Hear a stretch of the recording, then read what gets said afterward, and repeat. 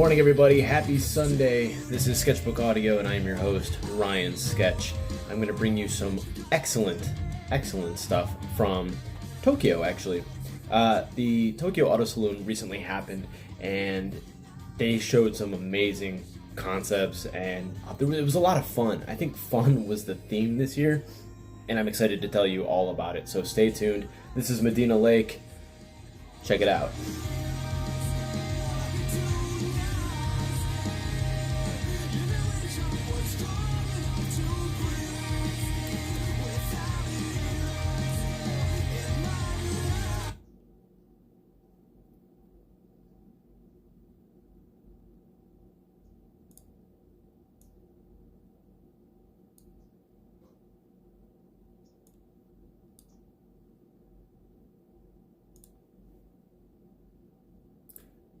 Hold on. Just trying to get this whole thing set up. So anyways, while I'm trying to get my podcast set up, as I was mentioning, the Tokyo Auto Saloon happened recently, and it was really cool. There were some things there that the sad part is we'll probably never see them here in the United States. And I'm just going to have to accept that. I don't want to accept that, but I'm going to have to. And it's mostly because here in America, we just don't like tiny cars. We don't like cute, tiny cars. And I'm actually surprised that Honda's going to even bring the E concept, which might be called the E Sport now. I forget what it's called, but it's just not beneficial to any company to bring small cars here to the United States anymore, which kind of makes me wonder, how did Peugeot and FCA link up? Like, what benefit did either company see other than Peugeot and the rest of the brands that it owns, Citroën and Opel, and actually Vauxhall? They make a lot of small cars that do really well in other countries. But for example, the Peugeot 3008 that I test drove and did a video on, that's a good size SUV. It's about the same size as a Compass, but it's more upscale. Could it succeed here in the United States? I think so. It does pretty well in Mexico. And if it undercuts the Range Rover Evoque enough, it's promising. But there's so many other vehicles that I wish we would get, and we're just not. We already killed off the smart cars. That's gone. It's not coming to the States. But I have a whole list of the cars that showed up at the Tokyo Auto Saloon, so we're going to get to that. So let me get this podcast going back up again. Okay, ladies and gentlemen, we are back here at Sketchbook Audio. Thank you for tuning in. Let's finish this Medina Lake. We just got to have this in the background. This is a good song. I haven't seen these guys in a long time. It's been a little while. This is a song that came out in 2009, so it's already been over 10 years since this song came out. They're a good, we'll call them emo band. But let's get to the meat of today's podcast. We talked about the Tokyo Auto Saloon that just happened recently, and it was a phenomenal show. I think probably the best that they've had so far. I wish I could go. It's probably not something that's going to happen until maybe next year. But hey, if you want me to go and you want to support me going, send me some money on Sketchbook Audio on Anchor.fm. I could use that money to buy a flight. Right now, I actually have, like $30 in my podcast account, which isn't a lot by any stretch of the imagination, but it's something. Oh, and by the way, this episode was brought to you in part not by Bang, because they don't sponsor me, but if they did, it would be pretty cool. I think their tagline should be, go out and bang. Why not? Everybody loves, head banging, drinking bang. You get where I'm going with this. Anyways, this is why I put explicit on my podcast. So if any of you are listening, you have kids and they're listening, shame on you. This is explicit. This is adult-only material. Mommy and daddy are talking kind of stuff. So anyways, back to the Tokyo Auto Saloon.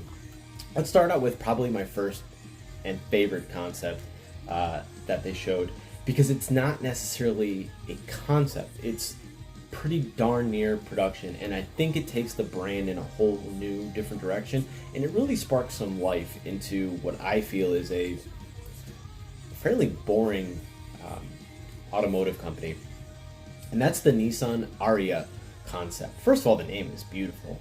I actually wanted to name my kid that, if I had a kid, that is. But what a great name. I don't even know what it means. You know what? Screw it. Let's figure out Ariya meaning. I don't know. Okay, so Aria, which this might be a play on it, but is a long accompanied song for a solo voice, typically one in an opera or oratorio. The Nissan version is Ariya, so they added a letter in there. Maybe they're similar, I don't know, but if this vehicle is supposed to invoke sort of a ethereal or musical feeling, I'll give it to them. I mean, car names rarely have anything to do with the car. There's few times where it does. But, for instance, the Viper. You look at the Ariya concept, and it's really hard to see Nissan's present design language in there, and that's not a bad thing. To me, that's a really good thing. That means that this company is going beyond what they already know. But they are keeping with that whole V form in the front of the grille.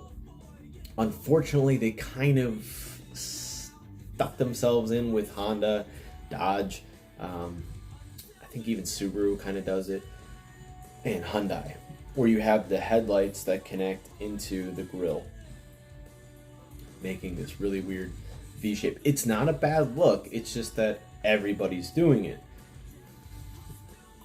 I wish somebody would come up with something different, but the way Nissan flanked that shape with these large inlets on the side and this really deep upper lip, I'm doing so many hand motions. I'm Italian. Get over it.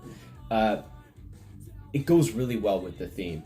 And you have that somewhat of a floating roofline that's been pretty synonymous with a lot of cars right now, with the Jeep Compass, some Hyundais, so on and so forth. But it's actually just this nice silver trim that goes along the entire greenhouse. And then you have a fully black roof encapsulated by that line.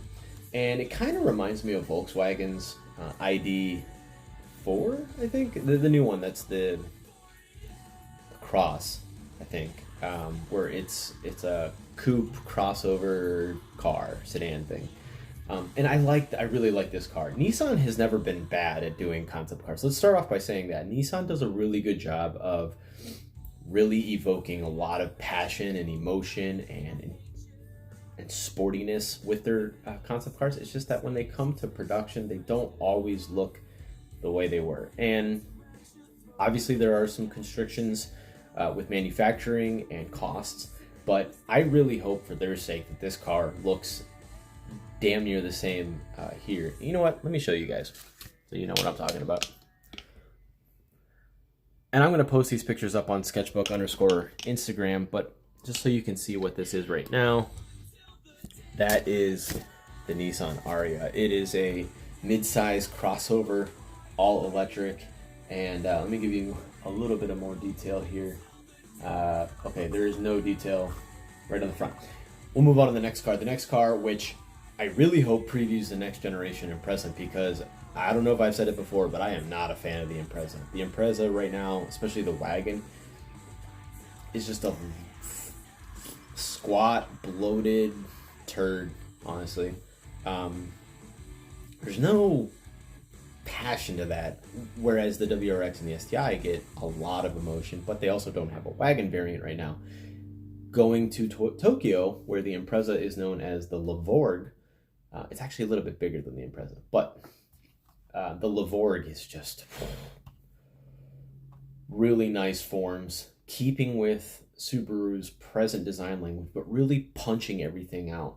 Right now, their faces on, like, say, the Crosstrek and the Impreza are very flat-faced. There's not much going on. They've tried to chisel out some stuff with the present generation of the two vehicles, and I applaud them for that, but this just goes a step further and then some. It's a really nice design. So kudos to Subaru for that, but I'm not going to give you all the credit in the world until I see this in the United States.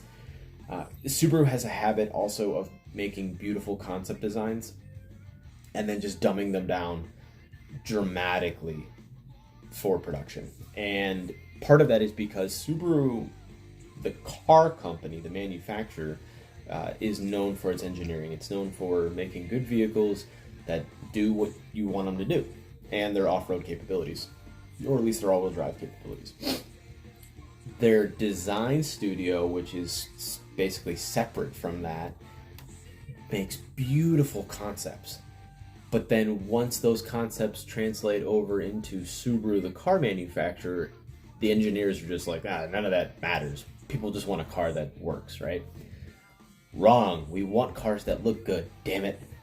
And the Levorg looks great. So this isn't concept. It says prototype, but for all intents and purposes, this is a working vehicle that is going to look damn near just like that when it comes to production. We just need to wait and see if it actually comes here to the States as the Impreza. Now, the next one up here on the list is the Toyota Mirai concept. I'm not going to stick along on this one too long, but I just want to note that this is a huge departure from what the previous gen Mirai is.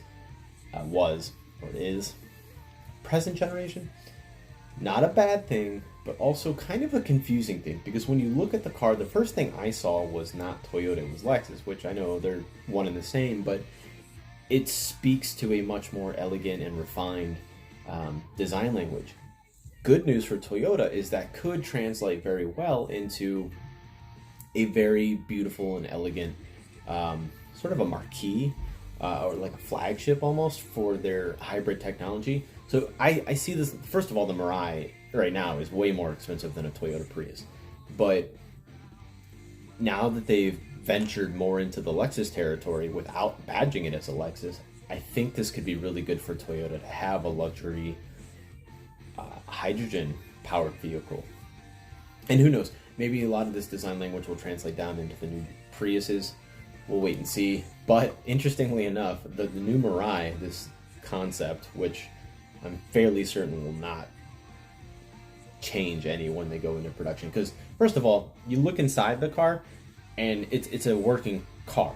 Everything works. You open the doors, the engine, the whatever is fueling this thing works, but nothing on the inside is conceptual really. It's all ready to go. The wheels are production ready, the body, everything is ready to go. So if they make it like this, I think they have a hit. The only thing I could see being a problem is they might venture too far into Lexus territory and undercut them or hurt their sales. But then again, the only real Lexus hybrid cars are the ES and the GS, and they're already way, way expensive. So if this can stick around 35, 40 grand, it'll probably be okay. Plus, it's a pretty damn big sedan. This is way bigger than the present Mirai is. So on to the next one, which I think Toyota hit the nail on the head with this one. This is the Toyota e-Racer. This will never go into production. Ever. And even if it did, it would be a super limited run, and it would be for stupid rich people. I mean, I don't mean stupid rich people. I mean stupid rich, like billionaires. This is a car that's going to be a collector's item for somebody to kind of put in their trophy room. And when you actually look at the press photos that Toyota put out for this car, it's a trophy in a room. It's not a trophy in a garage or anything. This is the car that Sterling Moss, Silver Arrow, Sterling Moss drove, and now he's 90 years old or whatever, and he just put this in his penthouse apartment. That's what I see this car being. But it's beautiful, it's elegant, it's a one-seater with this weird buggy basket thing over it. I don't know, it's just good job, Toyota. I wish they would make something like this. I wish somebody would just go ahead and copy this and make it on a budget. That would be pretty awesome. But basically, it's a single-seat electric concept that I guess you don a virtual custom-fitting racing suit and put on glasses to take you to a virtual racetrack. Okay, so I should have read this before. this is actually not a car you drive. This is a car you use in your house as like your entire rig, gaming rig. It's pretty awesome. So this thing above your head is actually the thing that's projecting into your 3D glasses or something. I don't know. But if you look in the background, there's essentially what is a superhero suit, I would assume. But it's also the gear you wear while you're driving. So maybe this thing interacts with your body in a physical way. I don't know if you've ever seen Ready Player One, but the suit that they're wearing actually has tactical feedback. Or haptic feedback, I'm sorry, not tactical. Sure. Haptic feedback, where if you get punched here, the suit vibrates and gives you a jolt right here. So you can feel what it's like to actually get punched. Same thing with being shot. That would suck, but the good news is it's only temporary. So if you had something like this and you're driving, maybe the haptic feedback would shake you as you're going over some bumps, or would really give you the feeling of G's, a lot of G-force. That would be pretty cool. So again, not something we're probably going to ever see, at least not for the next 20 years, but it would be pretty cool if somebody really built this and put this in their room and showed us what it would be like to drive Forza Horizon or something in it. Moving on to the next one. Now here's my favorite, because it's not just one, it's a series. It's like a little family of them. They kind of remind me of Care Bears. If Care Bears were cars, this is what they would be. And they're all brought to you by Daihatsu, which we're going to come back to another Daihatsu later. But the Daihatsu Waku Waku is one. And then there are several others that came. Okay, it's not showing them on this page, so I'm not going to get into all the other ones. But Toyota owns Daihatsu. And first and foremost, this is not coming to the US in production or concept form. It sucks.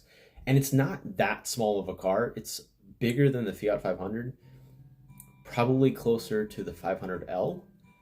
But it's lifted a good amount, and it has some structural integrity and design elements that make it look like it would do pretty well in some rougher environments. It's not going to take on a Jeep Wrangler or a Gladiator by any means, but it's going to get you not just down paved roads, but some gravel roads. And I could see this going to somewhere in like Sao Paulo, or in certain parts of China where you have cobblestone roads or something, or even Pittsburgh. Pittsburgh has some streets that still have cobblestone streets, and while it's kind of nice to see that hasn't left, it also sucks to drive on. So, but I could see this doing pretty well in it. But anyways, the Waku Waku, I have no idea what it means, but they peg it as a mini crossover that opens up new spheres of enjoyment. I'm excited and elated just saying the name Waku Waku. I want to have this car so I can just, hey guys, check out my Waku Waku. Yeah, I'm smoking the reefer, but don't worry about it. Look at my car. It's awesome. It's adorable. You know, and some people have dogs and they love puppies. I love my Waku Waku, and I will pet it. Just look at this car and the rest of the vehicles that showed up in this family. They're hilarious, and they're so cute. It's like owning a panda. It's not legal to own a panda, number one. So if you do own a panda, shame on you. But it would be like owning a panda that you could drive. I wouldn't want to ride on the back of a panda necessarily, unless it let me and it was like, hey Ryan, get on my back, let's go for a ride through the jungle, or a crawl, or whatever. I don't know what it does. Maybe climb up a tree. But that's how I feel like this would make me feel when I got inside this car, the Waku Waku. It's functional, it's funky, it's definitely fresh. And it's just weird, but it's good. And it reminds me a lot of, and for a good reason, the Toyota FTX4, the FJ Cruiser, and a few other cars, you know, possibly led by Scion. Toyota owns Daihatsu, so it makes sense that this came from the same design studio, or at least a similar design language. So yeah, that's the Waku Waku. I wish it was coming to the States, but it's not. Here's another car that I would love to see come to the States, and they do make cars in for the South America, Latin America, Mexico market, and I can literally drive 15 minutes away and see most of these cars by this company. But, you know, it's not. So that's Suzuki. Suzuki ditched the United States in the mid-2000s, I think like 2008 or so. It was definitely right around when I left Pittsburgh. So it was 2008, 9, something like that. They just said, we're not making cars that people enjoy here. And that's true. People here wanted larger vehicles, and they wanted vehicles that really did well in our environment. Our streets are big enough that we don't really need a tiny car. Seeing a smart car on the streets in the United States is just hilarious, but seeing it downtown New York City, okay, makes more sense. But the Suzuki Waku SPO, I don't know what that is. Clearly it has something to do with Daihatsu, I guess, or maybe Waku. You know what does Waku mean? Let's find out. What? It's YouTube Music. Download the app today. Waku meaning. Waku Waku means, oh, it's a radio station, apparently. Let's see, Waku means, it just gave me the Japanese.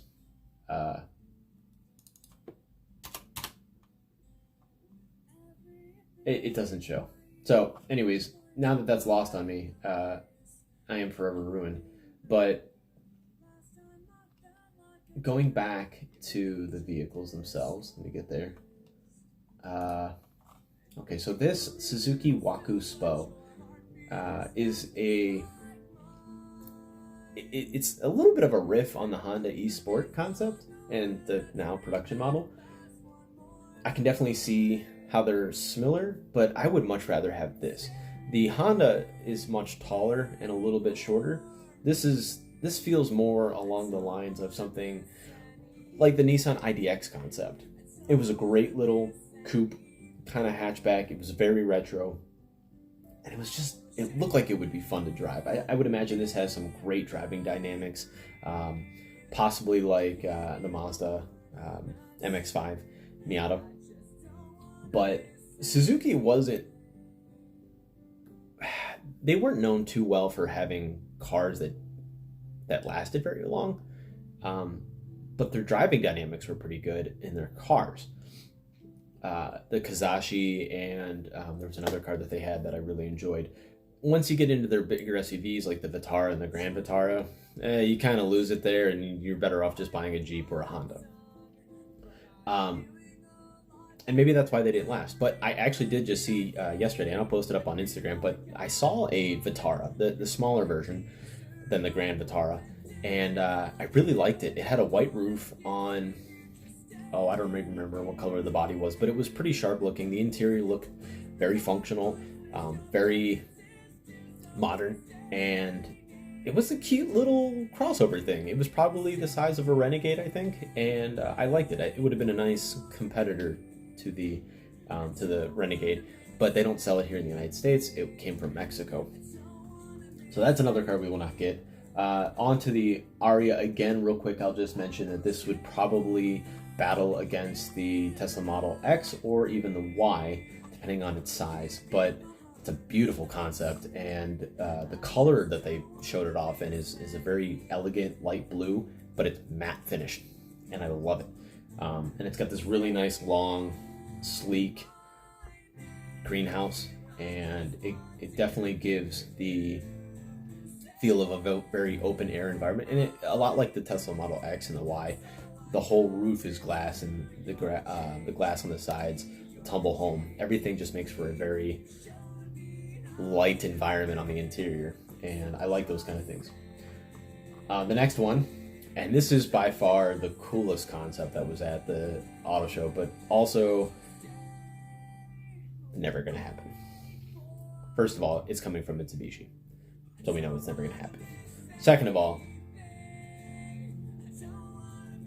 what it is just makes no sense, but it does, and I'll tell you. Because it's like a direct competitor to the Wrangler and the soon-to-be Bronco. But at the same time, it's its own niche. It kind of reminds me a little bit of the Range Rover Evoque convertible and the Nissan Murano Cabrio. Useless, but fun and really sexy looking. And weird looking too, of course. But this is the Mitsubishi MyTech concept. And why they called it the MyTech, it has nothing to do with Michigan. and Michigan Tech. What this has everything to do with is me. It only fits 2 people, but everything is geared towards me, the driver. You have an open top speedster form on top of what is essentially a Jeep Wrangler 2-door body. Big, punchy plastic fender flares with under flares built in. The headlights go into those fender flares. The taillights also wrap around and go into those fender flares. And it's just a cool car. I would love to take this on any of the beaches here in California. But again, not something that's going to ever show up just because there's no market for it. You might sell 1,000 of these in its entire lifespan because there's so many other vehicles out there that give you so much more functionality. And I would imagine the cost on this thing is going to be ridiculous. But maybe not. Mitsubishi might do really well to sell this thing. If they can garnish enough attention, and that's what I think Mitsubishi should do. They should take a few risks. They took the wrong risk by naming their most recent crossover the Eclipse Cross. They could have called it anything else Cross, but calling it the Eclipse Cross was the risk that they should never have taken. Making the car itself, good risk. It was smart. They sell pretty well here in California. They're proliferating more over on the East Coast. I had one and I enjoyed it. I found out, do not ever take that thing off-road. It is not the same all-wheel drive system as the Lance Revolution. I thought it was, and it was just lies upon lies. Now, if you put some mud tires on it, maybe, but some all-terrain tires, you might do better. But do not take it off-road the way it is. But the Mitsubishi Mitec begs to be taken off-road. And here's another reason why I think it would do really well. Rivian. Rivian's making these beautiful SUVs and a truck. And they have a rally-inspired vehicle coming out shortly after. But this would be a great competitor to that. And if you're doing a low volume for something like this, you could get away with it if everything else is selling really well. A lot of car companies, they just make a sports car because they can. They have the liquid funds to do it, and they have another brand or another vehicle that's just outselling for everything. For instance, Ram and Wrangler and Jeep in general, they sell enough vehicles to make it okay to sell something like the Fiat 500 Abarth here in the States, the 124. And a few other vehicles. They're not worried really about those vehicles. Yeah, they should be volume sellers, but even in volumes, they don't sell a lot at all. But what they do is they keep your fuel economy and your EPA numbers down, which is really good. And Mitsubishi sorely needs something like that. So if they had if this is all electric or even a plug-in hybrid, I think it would do really well as that niche vehicle that drives the passion back for Mitsubishi. This isn't an Eclipse, this isn't a 3000 GT, it's something totally different, and I dig it. The other thing I really dig about this is it has giant subwoofers in the trunk, and it's an open trunk, so it's basically a truck bed, but not. Take a look at it on the sketchbook_audio on Instagram, and I think you'll really enjoy it. We have 2 more concepts, and one's actually a production vehicle, but I want to get through these because they're really cool. The Lexus LF30. What the... So there's a lot of people who hate that spindle grille. Lexus apparently hasn't figured that part out yet. But the rest of the car, Hey guys, it's your girl Mary. A-okay. Man, I don't even know what to call this thing. It's like a coupe, hatchback thing. The interesting thing about it is the way the roof just dives down into the hood, the bonnet. You don't see that on many cars. Certainly not production cars. But on concept cars, it's a hard thing to do because it completely obliterates safety on the A-pillars. The integrity of the roof and the glass is just non-existent. But you can do it in low volume cars. You can do it on concept cars, of course. So I don't know how this thing would ever translate into a production car, unlike, say, what translated into the UX and the NX. Great design language on the sides and everything, and I like the spindle grille. I think it's an interesting form that it really incorporates the headlights and the grille and the lower fascia, but some people don't. So we don't know what the Lexus LF30 will translate into. I imagine some of this will be kind of the next step for the spindle grille, and maybe some really interesting forms on the body side, but I don't see this ever coming to fruition. Maybe some of the technology that's powering this thing could, but the rest of the vehicle, it is conceptual and it's a beautiful concept. But here's one that is production. Okay, so we know that there is a Mazda CX-4 that doesn't come to the United States. We also know that there is a Mazda CX-35 that will be coming to the United States, and it's basically a little bit bigger than the Mazda CX-3, but smaller than the CX-5. But this thing just takes it to a different level, and I don't know what's going on here, but I love it. It's called the Mazda MX-30. It's basically if the CX-5, well, the CX-4, but since we don't get that here in the States, the CX-5 and the RX-8 had a baby, and their baby was electrified and a crossover. A low-slung crossover. So I don't see this thing ever going off-road. This is meant for the streets, but it's got a really nice two-tone form with a gray greenhouse just sitting firmly on this body.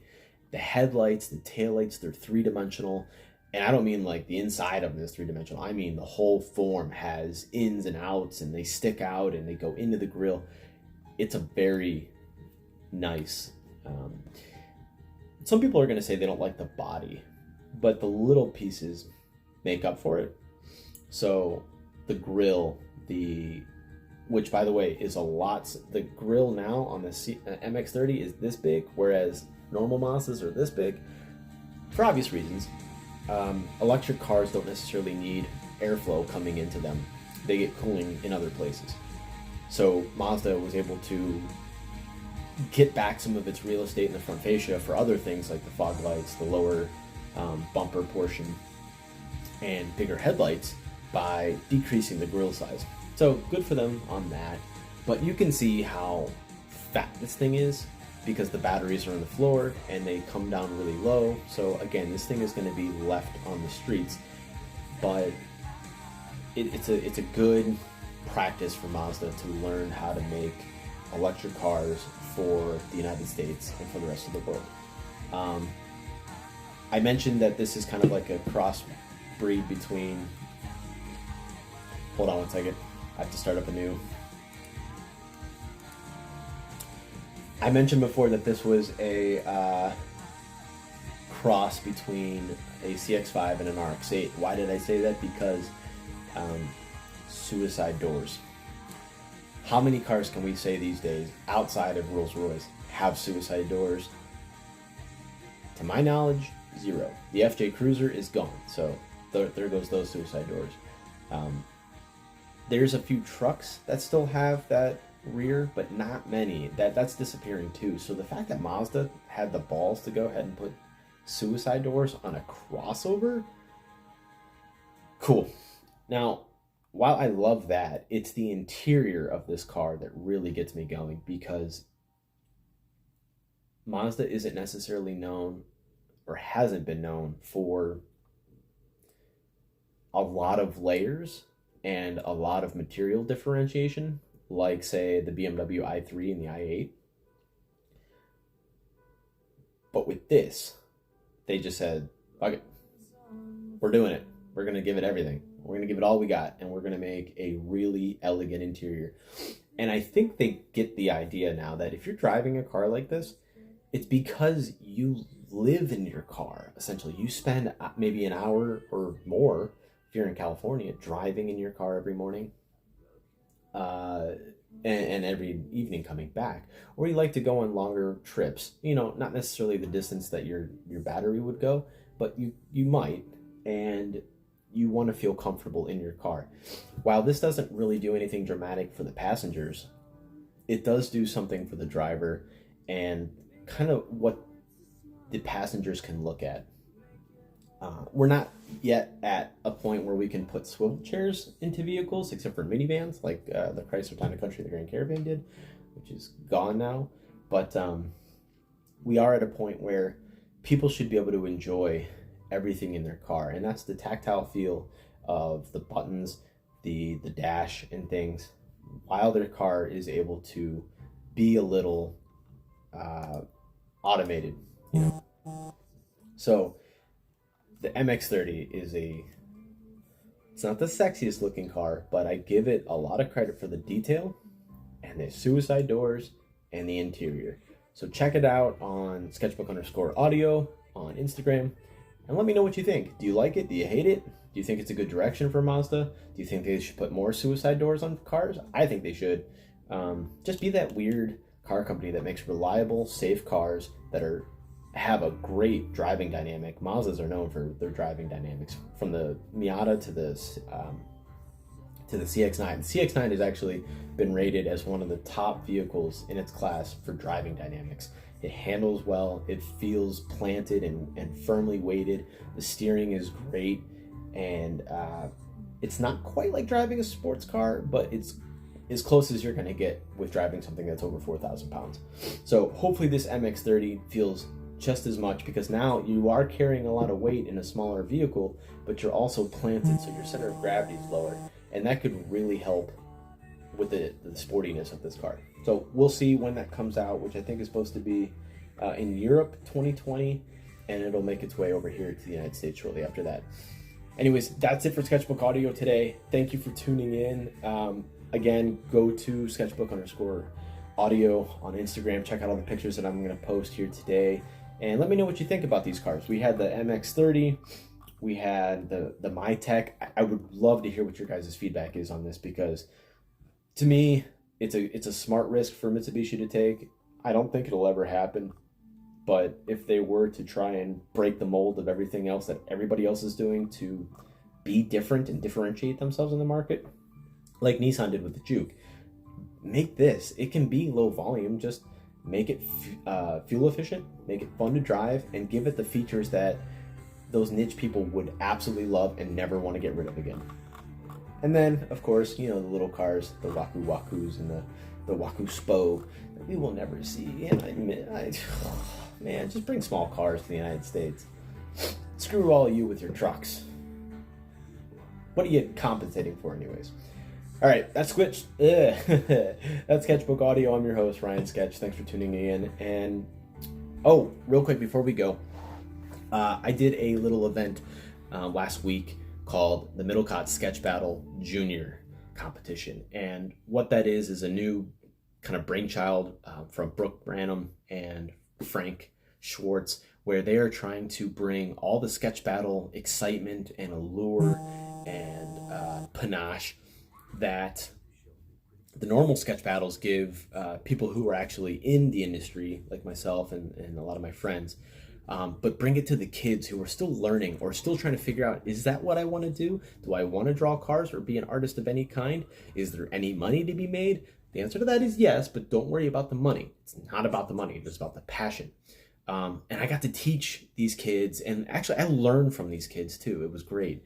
But I got to teach them and show them my experience, and these other people from Rivian, from Ford, from GM and Toyota, and FCA, they gave their expertise to these kids as well. And then the kids kind of battled it out a little bit. There were prizes to be had, but it's great. So check it out. If you have kids who are interested in drawing, we may be coming to a city near you.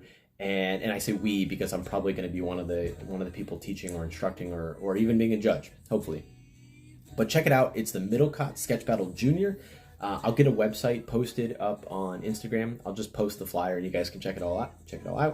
One cool thing is they tend to give the students the supplies that they need. Thanks to a lot of support and donations from Blick Art Supplies, Wells Fargo, and a couple other places. So thank you to those people who support those ventures, because without that, a lot of kids would just be lost with no direction for their hobbies and their skills and their talents. Sports is one thing. It's easy to find a sport instructor, but to find somebody who really cares about art and the automotive design industry and bring that to that age group, it's really hard to find. So check them out if you're interested. There is another Middlecott sketch battle coming out here soon. Of course, we're not going to have the one in Detroit in January. It is going to now be in June, because that is this for the year 2020. That is when the Detroit Auto Show will be. So thanks for tuning in. Go ahead and sketch. And one last thing. iDraw Co. I draw cars. I draw shoes. Now there's iDraw Moto. Check them out on Kickstarter. iDraw Co. C-O. Or iDraw Creative Goods. You can look them up either way, and you will see that they have a new book for iDraw Motos. And if you pre-order now, your perk is a pretty badass looking black sketchbook with a yellow binder wrap thing, yellow pages, and it's a limited edition. You can get it signed by some well-known motorcycle artists and motorcyclists. So definitely check it out. Thank you for tuning in to Sketchbook Audio. I'm your host, Ryan Sketch, and I'm going to go play some Call of Duty. Peace out.